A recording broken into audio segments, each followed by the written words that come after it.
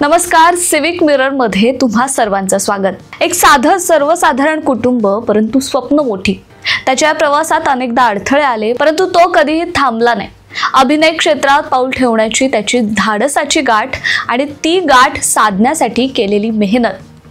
मुळशीतल्या एका साध्या पुण्यात स्थायिक असलेल्या पण जिद्दी मुलाला अतुल कुडलेला आज आपण भेटणार आहोत. एक साधं आयुष्य जगणारा पण त्याच्या कष्टांनी आणि धाडसानं अभिनय क्षेत्रात आपलं ठरलेलं स्थान निर्माण करणारा. त्याच्या आयुष्यातली अनेक वळणं, त्याने घेतलेले कठोर निर्णय आणि संघर्ष याच बाबतीत आज आपण त्याच्यासोबत गप्पा मारणार आहोत. सर्वात आधी मी एक टिपिकल प्रश्न विचारते की अभिनय क्षेत्रात यावंसं का वाटलं? म्हणजे एकदम रुटीन लाईफ चालू होतं आणि नोकरी होती, सगळं होतं आणि एकदम असं अभिनय क्षेत्रात यावंसं का वाटलं?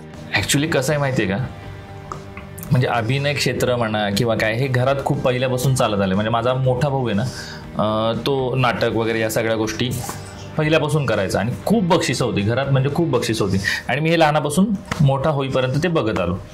बघत आलो तर त्यांनी काय केलं तर मला लहानपणी, म्हणजे साधारण मी 10वीला वगैरे असताना योगेश सोमणांच्या एका वर्कशॉपला पाठवलं होतं आणि तिथून खूप चांगल्या गोष्टी शिकाव्यात अशी त्याची अपेक्षा होती आणि खरंच मला शिकायला मिळाल्या. पण म्हणतो ना आपण की त्या वयात काही कळत नाही आपल्याला फारसं. मग ते गेलो शिकलो वगैरे. 6 महिन्यांचं मी शिबिर कंप्लीट केलं. त्यानंतर माझी 10वी झाली. त्यांच्यासोबत मी नाटकं पण केली बरीचशी, बालनाट्य वगैरे अशा बऱ्याच गोष्टी केल्या. व्यावसायिक नाटक पण केलं त्यांच्यासोबत मी. पण नंतर असं झालं की 12वी FY SY म्हणजे जसं की शिक्षणाचा माहोल काय होतं या वयात, मग आपल्याला कळत नाही. कळत नाही म्हणण्यापेक्षा आपण एक वेगळ्या धुंदीत असतो. ते तसं झालं माझ्यासोबत. मग त्याच्यानंतर शेवटी नाही का आपण म्हणतो ना की एकदा जॉब लागलाय, मग जॉब लागल्यानंतर आता आपण नोकरीमध्ये स्थायिक झालोय. मग नोकरीमधून आपल्याला 4 पैसे वेळेवरती मिळतात. मग आता काय करायचं? कुठंतरी ती खुमखुमी होती की नाही आपण हे या गोष्टी आता तिथं केल्या होत्या. मुळात पहिल्यापासून डान्स आणि अभिनयाची आवड आहे बरं का, म्हणजे असं नाही की नाही, बिलकुल नाही. पण ते फक्त थोडंसं हरवलं होतं. मग समूह असं झालं की नाही आता आपण नाटक करायला हवं. कारण का काय ना की जॉब करता करता असं होतं बऱ्याचदा, म्हणजे तुझंही होत असेल की एक ठराविक लिमिट नंतर स्टक होऊन जातो माणूस, सुचत नाही काही. चला म्हटलं आपल्याकडे काहीतरी आहे. असं नाही, काही लोकांना काहीच नसतं करण्यासारखं जॉब सोडून. म्हटलं आपण सुरू करूयात. मग मी नाटक परत एकदा सुरू केलं आणि मग ते जे सुरू केल्यानंतर जी वाढत गेली इच्छा, ती वाढतच गेली. आणि मग त्यानंतर नाटकामुळे काय ऑब्व्हियसली तो बेस तयार झाला आणि मग अभिनय क्षेत्राची खरी आवड तिथं निर्माण झाली. पण मग आयुष्यातला असा कुठला टर्निंग पॉईंट होता की एकदम म्हणजे नाटकापासून अगदी चित्रपटापर्यंत मजल मारली आहे? जसं आपण म्हटलो नवरदेव BSc ॲग्री मधून आम्ही पाहिलंय तुम्हाला. मग तो टर्निंग पॉईंट कुठला होता? काय म्हणतात, फेजेस असतात प्रत्येक ऍक्टरच्या आयुष्यात. मग तो त्या फेजेस मधला तो टर्निंग पॉईंट कुठला होता? टर्निंग पॉईंट म्हणायला गेलं तर ॲक्च्युली तसे बरेच आहेत. पण मी एक माझा आठवणीतला म्हणजे हे सांगेल क्षण. एक मला तो खूप आठवतो नेहमी. काय व्हायचं ना, काय माहिती सडनली मला ते झालं. आई गेली. त्यामुळे एक मला ती माझा जुना म्हणजे माझ्या वडिलांच्या वेळेसचा काळ आठवला. तर माझा भाऊ जी गोष्टी करायचा त्या भागात त्यावेळेस, म्हणजे अभिनय क्षेत्रात जे काम करायचं, ते सडनली मला खूप आठवायला लागलं किंवा जाणवायला लागलं की यार हे त्या काळात नाही करू शकला तू. आणि ही जी स्वप्न असतात ना, जी आपली नाहीत पण आपल्या आवडीच्या व्यक्तीची स्वप्न असतात आणि ती आपल्याला पूर्ण करायला जेव्हा चान्स मिळतो ना, तेव्हा तो माणसाने नक्की करावा. कारण का त्याच्यात खरी मजा असते.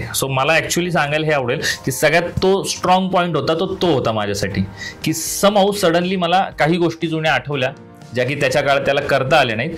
मग मी असं ठरवलं की नाही, आपल्याला याचं स्वप्न पूर्ण करायचं, म्हणजे आपल्याला याचं स्वप्न पूर्ण करायचं. पूर्ण करायचं इन द सेन्स काय की नाटक झालं किंवा सिनेमा झाला, सिनेमाची ऑफर आली, नाटकाच्या काही ऑफर आल्या. नाटकामध्ये कसं आहे, व्यावसायिक नाही पण मी प्रायोगिक नाटकच करायला सुरुवात केली.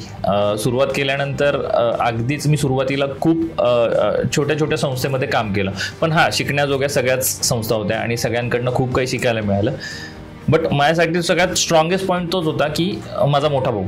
मला ते कंटिन्यू आठवायचं की नाही यार आपल्याला भाई काहीतरी मिळवून द्यायचं आहे त्याला. हा बेसिक थॉट होता माझ्या पुढे. आपण जसं मगाशी पाहिलं तर तुम्ही जसं म्हणालात की एका सामान्य नोकरी करणारा तरुण, सामान्य कुटुंबातून आलेला तरुण, आणि जेव्हा अशा तरुणाला सिनेमाची ऑफर येते तेव्हा पहिली रिॲक्शन काय होती की आता आपण सिनेमामध्ये दिसणारे मिक्स्ड इमोशन्स आपण म्हणू शकतो, तर ते सगळे काय होते? खूप आनंद होता खरं तर, पण आणखी 2 प्रश्न होते माझ्यापुढे. एक म्हणजे जॉब करतोय, सुट्टी कशी घ्यायची, तर तेही शक्य झालं, सुट्टी झाली. आता दुसरा प्रश्न होता की नाटक करत आलोय, कॅमेरा कसा फेस करायचा. ह्या 2 गोष्टी खूप माझ्यासाठी मोठ्या होत्या. सुट्टीचं मॅनेज झालं, पण म्हटलं आता चला शूट लागलं. शूट लागल्यानंतर काय 8-10 दिवस होतं माझं शूट. सो त्याच्यामध्ये ऑब्व्हियसली सोबत खूप महत्त्वाची असते. म्हणजे जी लोक भेटतात ना आपल्याला, ती आयुष्यात खूप महत्त्वाची असतात. म्हणजे तेव्हा सिनेमा मला मिळाला. सिनेमामध्ये तर खूप मोठमोठे कलाकार होते, आणि राम खाटमोडे आणि विनोद वणवे या दोघांनी जो सपोर्ट केला किंवा कॅमेराबद्दल 4 गोष्टी शिकवल्या, त्या 4 चांदला घेऊन गेल्या. कारण का ते खरंच म्हणजे मला लिटरली आठवतंय, सिनेमातला शॉट लागला होता आणि वाईड होता, मास्टर फ्रेम होती. सीन लागला, मार्केट यार्डमध्ये सीन होता. मी सीन दिला आणि तो एनर्जीने दिला. डिरेक्टर आले किंवा राम आला किंवा विनोद दादा आले, रामदादा आले, त्यांनी मला सांगितलं की हां ठीक आहे, डन आहे. पण माझ्यासोबत कलाकार जे होते ते पिट्या दादा, क्षितिज दाते आणि मकरंद अनासपुरे. म्हणजे तर पिट्या दादा आणि क्षितिज दातेंनी मला सांगितलं की अतुल छान केलंस, तेवढीच एनर्जी क्लोजला ठेव. सो मला तेव्हा गिमिक कळलं की कॅमेराचं गिमिक काय आहे. की नाही, नाटकात कसं की बाबा हां वाईड अँगल आहे किंवा ओव्हरऑल स्टेज आहे तुमच्यासाठी, इथं तसं नाही आहे.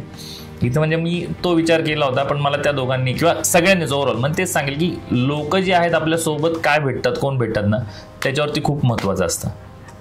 2003 पासून आपण जसं मगाशी गप्पा मारल्या, 2003 पासून अभिनय क्षेत्रात आहात, पण या 2000 बराच काळ आहे तसं बघायला गेलं तर.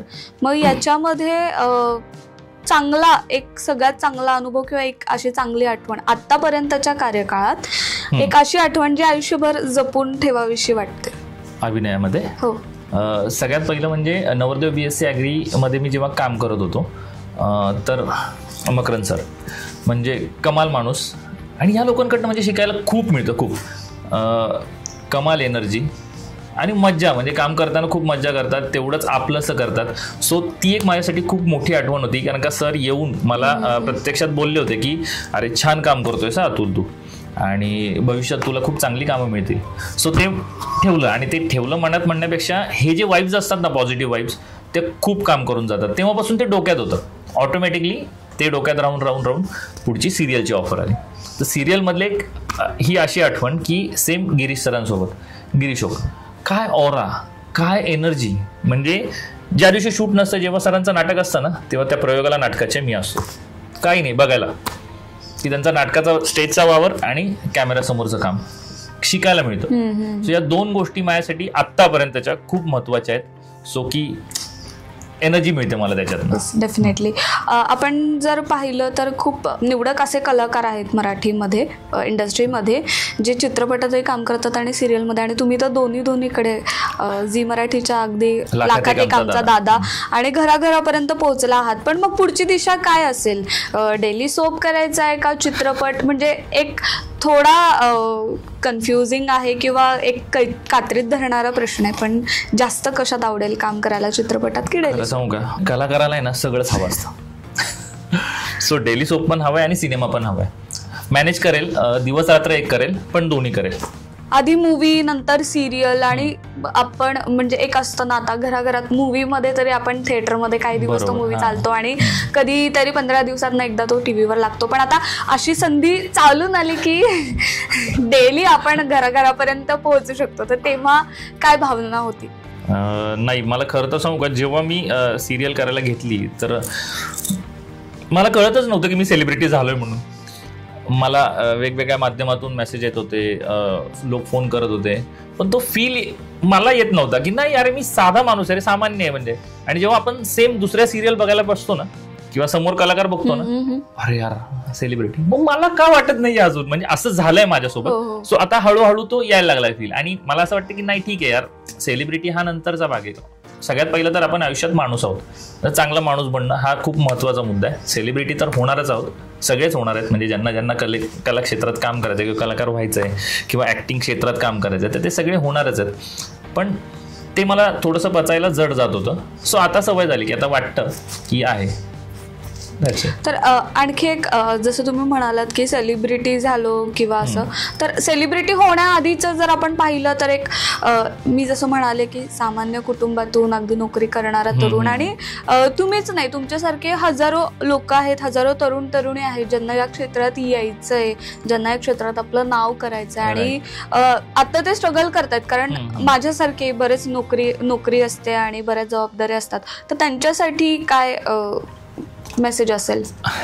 मी खरं तर त्यांना सांगेल की या क्षेत्रात यायचं ना तर सगळ्यात पहिलं तर म्हणजे मी माझं सांगतो की एक तर आपण मिडल क्लास, म्हणजे मी मिडल क्लास फॅमिलीतून आहे. मोठा भाऊ जॉब करतोय, मीही जॉब करत होतो आणि आई वडील म्हणजे जेव्हा मी लहान होतो तेव्हा जर आपण चॅनलचंच बघायचं गेलं तर अल्पा मराठी होतं. तेव्हा आम्ही बसायचो घरात, असं सगळे जेवायला बसायचो. आई वडील म्हणायचे आपला अतुल पण सिरियलमध्ये दिसेल आहे की नाही एखाद दिवशी.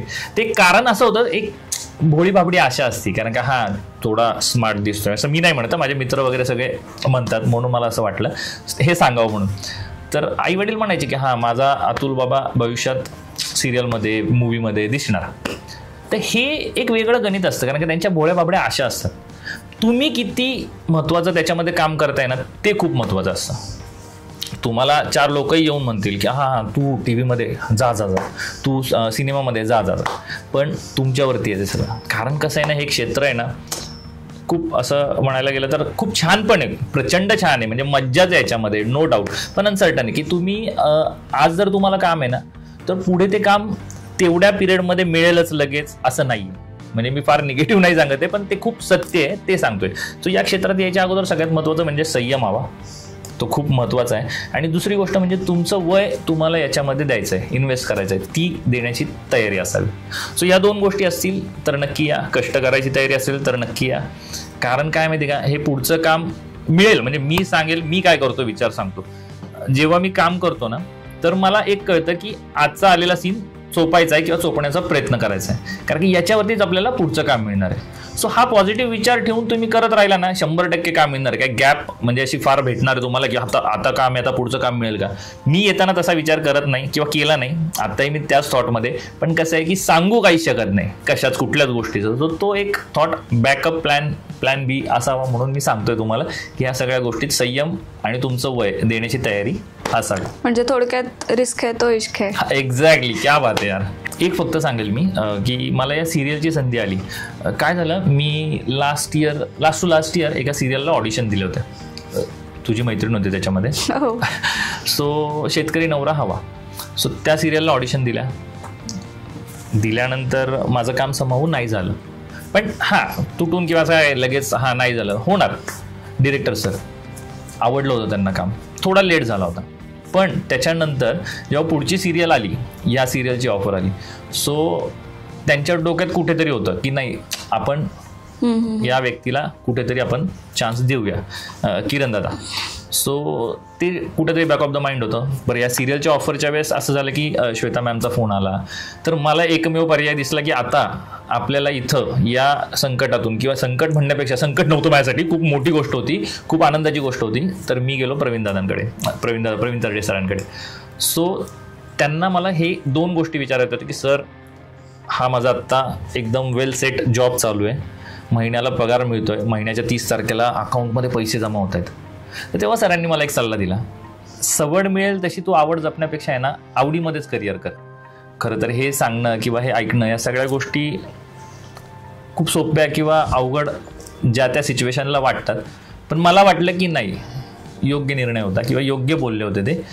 आणि बाकी ह्या सगळ्या गोष्टी तर ऑब्विसली की त्यांनी मला सांगितल्याच की काय नाही आहे, हे क्षेत्र कसं आहे, आणि इतक्या वर्षी मी पाहतोच आहे त्यांना. सो तो एक माझ्यासाठी सोपा झाला विषय. आणि मग काय त्याच्यानंतर ऑडिशन झाल्यानंतर मला ती ऑटोमॅटिकली त्यांना माझं काम आवडल्यानंतर सिरियल मला मिळाली. आणि आज तुम्ही आत्ता सध्या झी मराठीला रोज 9:30ला लाखात एक आमचा दादामध्ये मला पाहताय. काही महिला मला शिव्या घालतायत लिटरली, म्हणजे चांगला अनुभव येतोय. मी म्हणत नाही की फार उत्तम करतोय मी किंवा फार चांगलं करतोय, कारण का मी अजूनही शिकतोय. म्हणजे मी माझ्या शेवटच्या श्वासापर्यंत शिकतच राहणार आहे. कारण का काय माहिती आहे का, खूप अवघड काही नसतं, फक्त ते घेण्याचं आपल्याला खूप म्हणजे काय म्हणू आपण की शांत डोकं ठेवून ते आपल्याला समजणं खूप महत्त्वाचं असतं. तर त्या सगळ्या गोष्टी सोप्या होतात. सो हा माझा एक अनुभव मला शेअर करायचा होता, म्हणून मी थोडंसं. शिव्या घालतात म्हणजे कामाची पावती मिळते असं हा म्हणायला नक्कीच, हरकत नाही. म्हणजे पावती मिळतीये. आणि माझं त्यामध्ये काय आहे ना, मी बायकोला खूप त्रास देतोय त्याच्यामध्ये. सो प्रत्येकाचं एकच आहे की तेजूला मारू नका प्लीज, तेजूला त्रास देऊ नका.